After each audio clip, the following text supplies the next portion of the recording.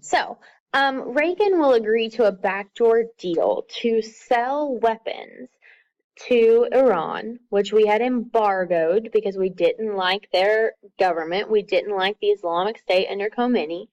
Um, so he agrees to sell weapons in exchange for our hostages, a different set of hostages than the one that we talked about last lecture. These hostages that were taken by um, some Iranians in Lebanon. So we agree to that. We sell them weapons. The hostages are taken. That's not where the are let go, and that's not where the scandal ends. That money, which is like $23 billion that we get from Iran, will then be used to fund the Contra rebels in Latin America and Nicaragua that are fighting against the and Sandinistas in Nicaragua. So we're taking illegal money that we're not supposed to get because we're not supposed to sell Iran weapons, and then using it to fund a terrible, terrible rebel scheme in Nicaragua just because it's not communist. On the left, we see the Time magazine cover of Oliver North, who was the appropriator of the funds, saying I was authorized to do everything that I did. So don't point fingers at me. It was Reagan and the defense analysts of the time that told me to do this. Also at home, and this is actually really, really sad, during towards the end of a lot of space spending, we'll have the Challenger explosion. So this is in 1986. Let me find in my notes. Yeah, here it is, February 1986.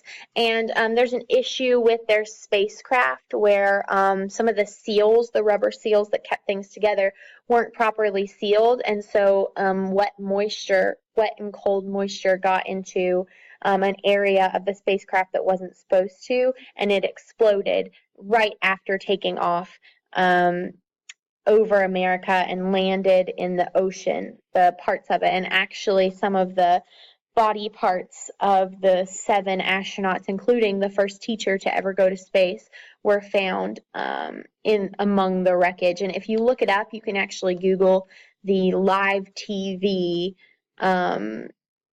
broadcast of the Challenger explosion, because it was on TV and people were watching it not knowing it was going to explode, but just hoping to see them off into space.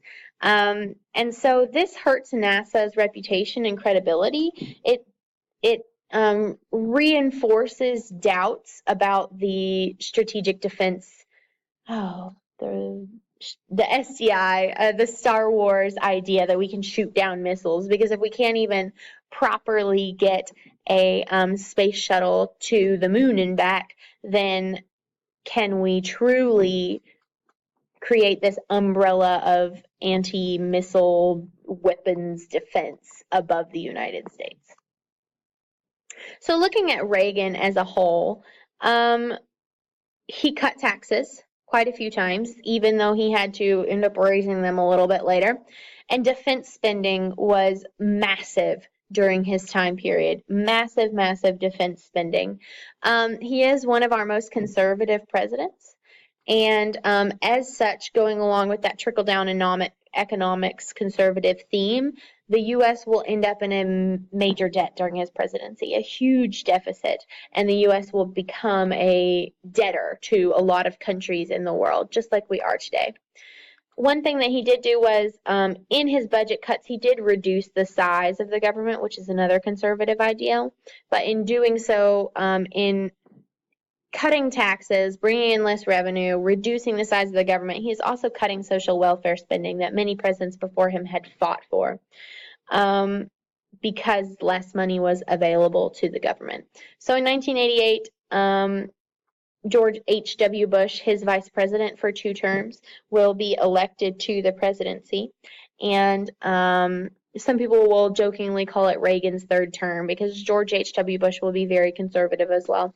We will cover the highlights of his presidency in our next lecture that covers 1990s, 2000s, all the way up until like yesterday. So I'll see you then. Thank you.